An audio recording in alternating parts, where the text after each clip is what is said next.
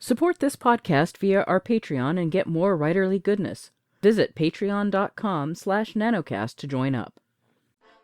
Welcome to NaNoWriMo Every Month. My name is J. Daniel Sawyer. I'm the author of some 20 books, 34 short stories, and numerous articles and other things, and I am your guide on this journey to use NaNoWriMo to level up to professional output levels. Welcome to The Questions, Episode 11. Today's question comes from Miss Priss, and is related to one that she asked a couple episodes back, but goes in a slightly different direction. She actually sent in both questions at the same time, but I figured I'd separate them to keep more variety in the show. She says, "Since I already have a writing contract before the first book is even finished, I find that sometimes my fear that the work will stink gets in the way. And writer's block is an even bigger deal because I have deadlines. My question to you is what you do in these situations if you are already under contract. Every setback seems more monumental, every question or concern is bigger, etc. Hope that makes sense, and I look forward to your reply." Well, Miss Priss, what you do is relax. The hard part's over. You've got a contract. They now have slotted you into a place on their production schedule that it will cause them a lot of pain to replace. Now, if they have to, say for example if you don't deliver on time, they will replace you and they'll be able to do it.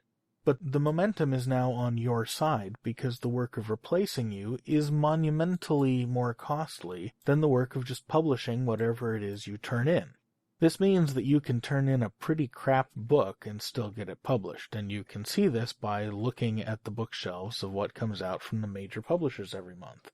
There's some stuff that's great, there's some stuff that's okay, and there's some stuff that is so crappy that you can barely read it. They didn't publish that because they just go looking for crap to service a crap market. They published that because it was less expensive for them than going and finding something else to fill that hole on their schedule when the writer turned in a book that wasn't as good as they were hoping it would be. That's part of the business. As far as the publishing company is concerned, you are a slot on a schedule that they need to fill in order to maintain their shipping, production, and distribution contracts. You are nothing more, you are nothing less. Now that can be a big hit to the ego, but it also gives you a significant amount of breathing space. This isn't to say you want to turn in crap. You want to do the best job you can, because if you are looking at a career in traditional publishing, you want to be someone who sells enough units to be able to get the next book approved, and that's something worth being concerned about.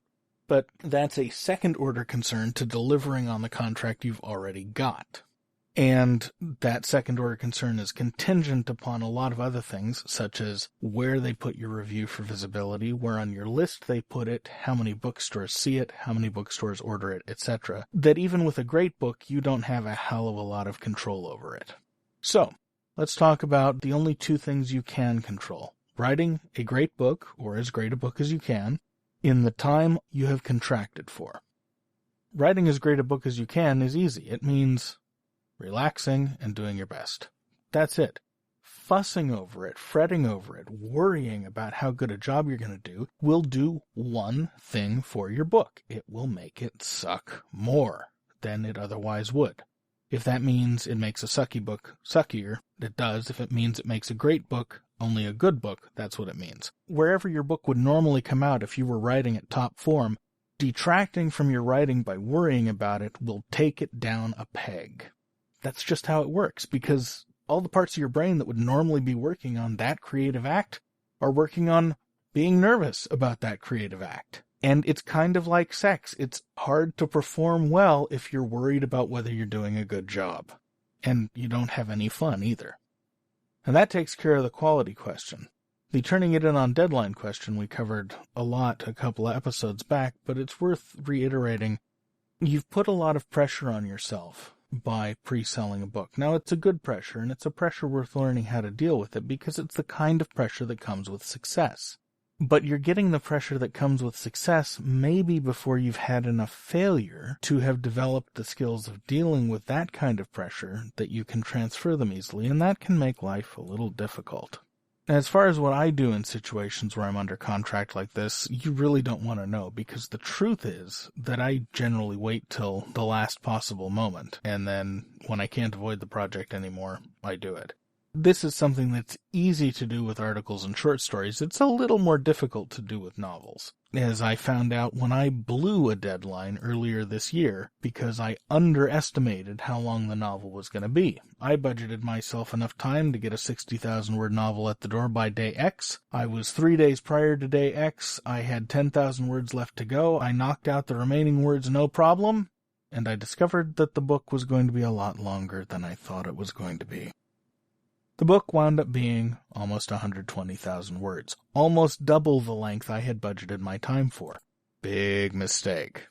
So, when it comes to big projects, I can tell you from very recent experience, you do not want to do what you might do with a short story or an article, which is wait till the last minute.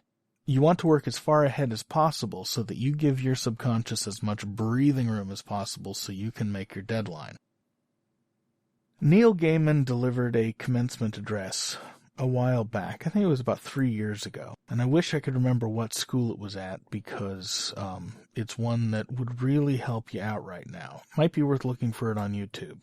But he mentions at one point that being a successful career artist depends on 3 qualities: the ability to produce on time, the ability to produce good work, and being someone who is pleasant to work with. Any 2 of those will do.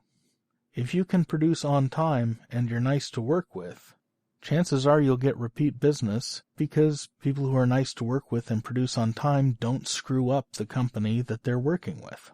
People who are difficult to work with, but who do good work and produce on time, those are people that anyone would love to have around, because it's worth putting up with an asshole if they're doing an amazing job. People who do good work, don't produce on time, but who are fun to work with, they'll get work whenever, and the publishing scheduler, when their work comes in, will bump a lower priority item in favor of getting a story from this person who we love and who does amazing things. But if you're missing any 2 of those and you've only got 1 of those qualities, watch out, because there's no way you're going to make it work. Because there's no upside for the publisher you're selling to. And this is true whether it's a magazine or a blog or a comic book publisher or a New York publisher or a Hollywood studio. You need to have 2 of these 3 qualities going on. You only need 2. 3 is great, but 2 will do you fine. In your case, just from your writing, you seem to have the demeanor of someone who is pleasant to work with. So that's 1. So you need to then produce on time or produce a really stunningly good book. In your case, because you've got the contract already, you've got a deadline, they've got corporate resources slotted to be available to you at that point, you will probably experience the greatest success, both in your relationship with your publisher and in terms of the market success of your book, by producing on time and letting the publisher's normal edit cycle ferret out any major plot problems that you introduced by accident. They probably won't find any. That probably won't matter to them. But if you've got an editor who loves your work, they may do some developmental work with you. But whatever they decide to do, you will have their edit cycle to knock weird shit into shape if you've gone out on a limb and made some problems for your readers. So I would focus on getting that book done on time. I wouldn't worry about quality. If you could write a pitch good enough to sell a novel on spec and it's your first book, then you've got the creative chops to turn out a stunningly good read working from your subconscious. You've already got the chops for that. So the trick for you is going to be relaxing enough to produce on time. Don't worry about the quality. You've got other parts of your brain that are good for that. Worry about maintaining the scheduled discipline. Find a schedule and a structure that works for you and go for it. The basic head game we're talking about here is managing importance. And the more important you make this in your head, the more you're going to screw yourself up. This is a very cool thing that you've done. It's not a very important thing in terms of your long-term career viability. because we live in a world where there are so many options for making a good, healthy, long-term writing career that if you manage to blow up one avenue, as long as that avenue doesn't involve murdering fans, you can still work those other avenues and apply the lessons you learned from blowing up that first avenue so that you can work those other avenues better. This is a fantastic thing, but it is less important than the pressure you're feeling. So let the importance go and get back to playing. You do this because you love it. So do it because you love it. And then turn it in on time. That's the way I would approach it if I were you. Take it for what it's worth, or not. And in either case, thanks for sending in the question, and I'll see you guys next time I have some questions to answer. Hopefully tomorrow, but we'll see. Bye. NaNoWriMo Every Month is written and presented by J. Daniel Sawyer and produced by Artistic Whispers Productions. Visit our website at NaNoWriMoEveryMonth.com and leave a tip in the tip jar to support this podcast. NaNoWriMo Every Month is copyright 2015 by J. Daniel Sawyer and Artistic Whispers Productions and released under a Creative Commons Attribution Non-Commercial No Derivatives license.